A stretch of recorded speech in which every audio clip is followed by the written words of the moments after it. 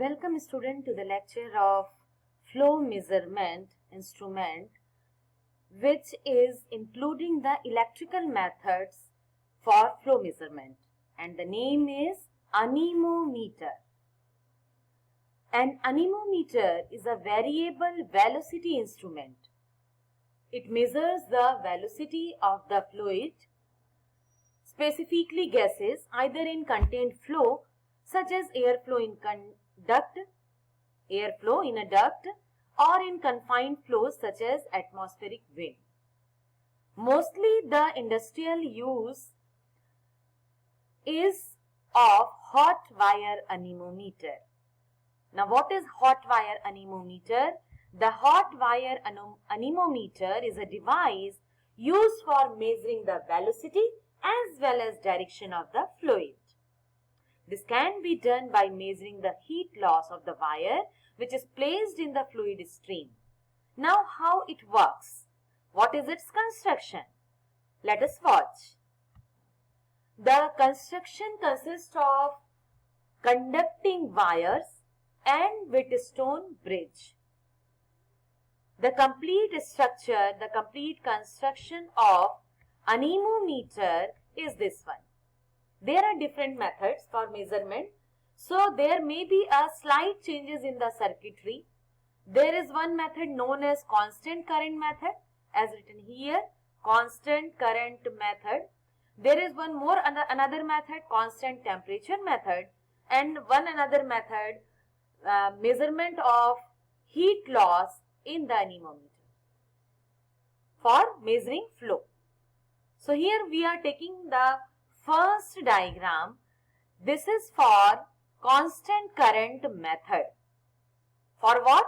For measurement of velocity of the fluid. Now in this you can watch that there are two parts. This green coil structure is actually the anemometer, which is giving the reading of the resistance change, which is the response of heat loss. Okay? And the another part is this Wheatstone bridge. What is Wheatstone bridge? Wheatstone bridge is a combination of 4 resistances arms in which 2 resistances are fixed, one is variable and one is for adjustment. Here this coil is connected with this resistor. This is the anemometer coil, anemometer wire, and its resistance is added with this resistor. You can put the name of R1, R2, R3, R4 like that, and this variable resistor is for the calibration purpose, for adjustment purpose, and these two are the fixed resistors. The voltage is supplied to this Wheatstone bridge with the help of rheostat. Okay? By varying the rheostat value, the current can be controlled which is passing through this coil. And the galvanometer is for judgment of balance condition in this Wheatstone bridge. And this anemometer is placed in the pipeline from where fluid are passing.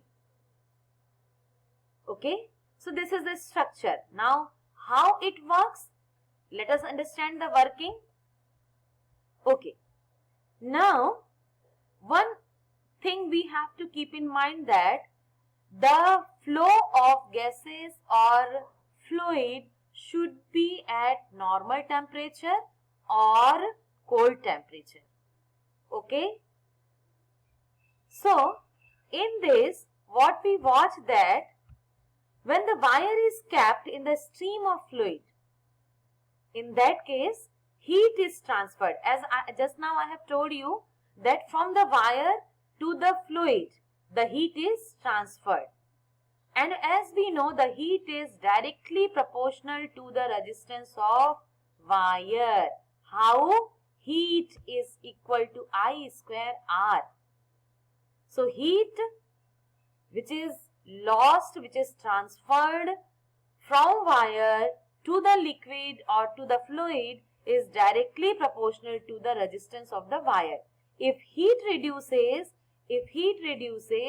that means that the resistance of the wire also reduces.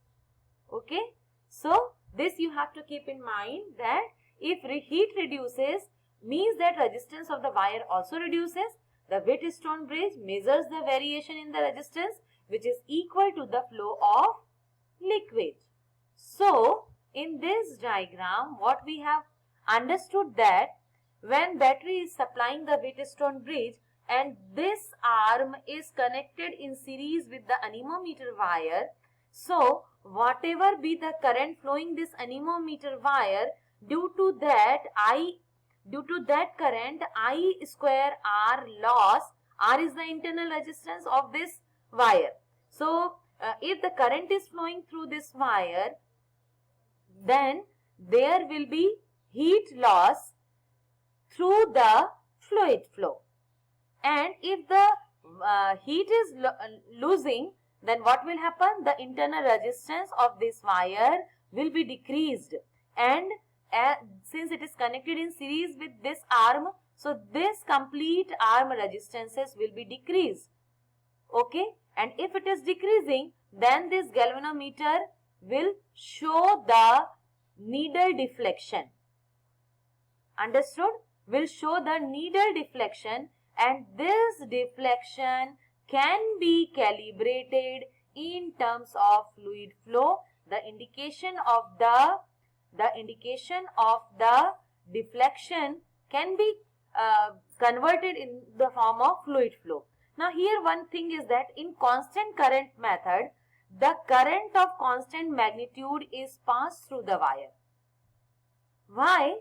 If the resistance is losing, then the Wheatstone bridge will be imbalanced. So making it balanced, the rheostat resistance value should be decreased, and as the resistance of this will decrease, so more current will be flowed. So what we have to perform in constant current method, we need to put this resistance wire, anemometer wire, at constant current. So the much heat loss will be there, so the much current has to be supplied.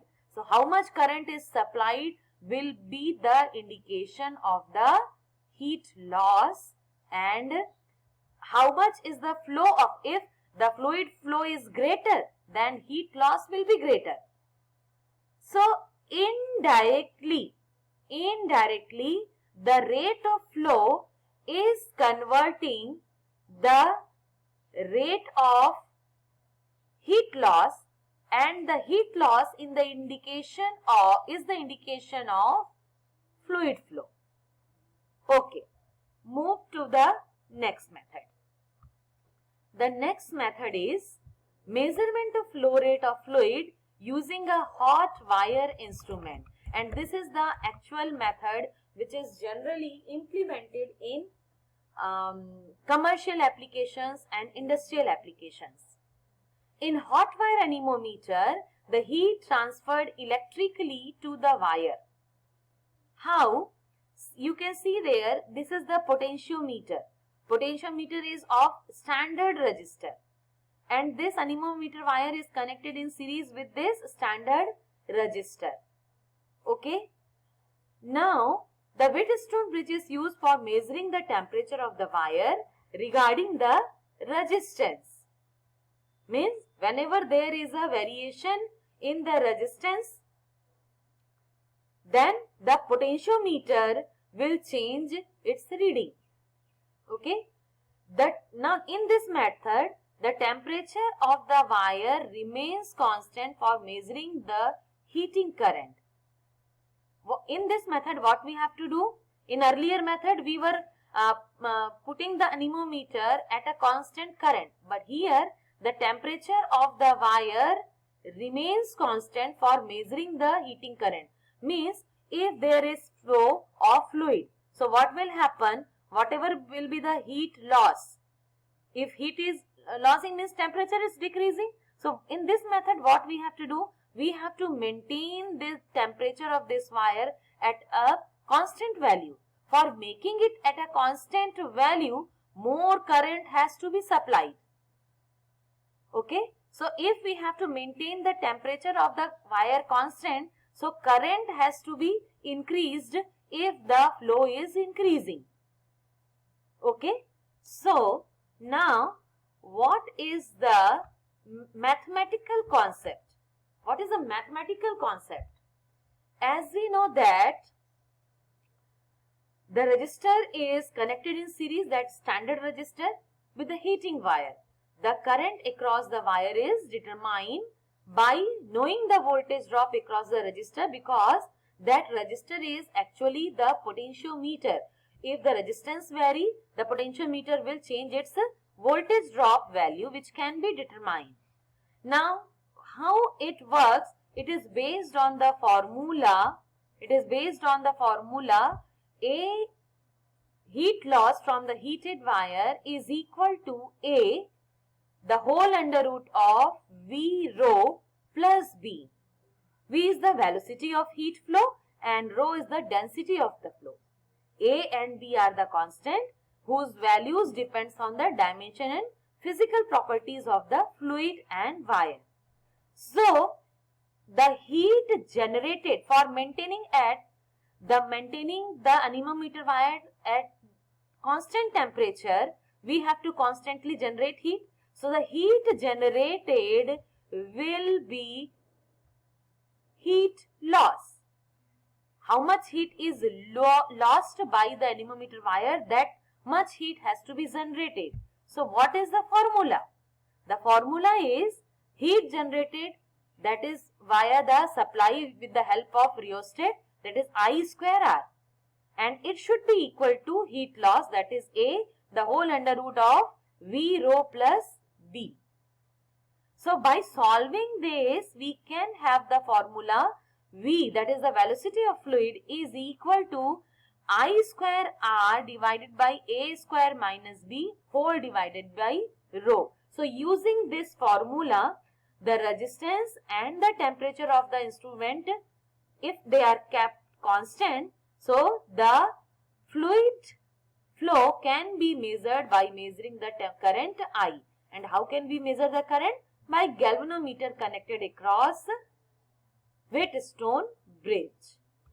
Now let us move to the advantages and disadvantages of the anemometer, specifically hot wire anemometer. Let us take advantages first. So it is suitable for measurement in both gases and liquids. Instrument's output is electrical. Whenever we get the output electrical, it can be displayed, it can be monitored, it can be stored, it can be communicated, it can be transmitted. Okay, so there are many more advantages. You can watch it in detail. And the disadvantage is, the more highly disadvantages are, it needs skilled operations. The hot wire does not sense whether the flow is in forward or reverse direction. So its output depends on the cooling of the wire, which is same in both the cases. So direction of flow cannot be measured with this method. Now the assignment question of this video lecture is, listen it carefully. The assignment question for this video lecture is, what do you mean by hot wire anemometer? How it is implemented in applications for measurement of flow? And explain the advantages and disadvantages of hot wire anemometer. Submit this assignment by 7 p.m. today. Repeating the question, explain hot wire anemometer, write its definition, explain its working and construction, explain its advantages and disadvantages. Submit your assignment by 7 p.m. today. Good luck, stay safe, stay healthy.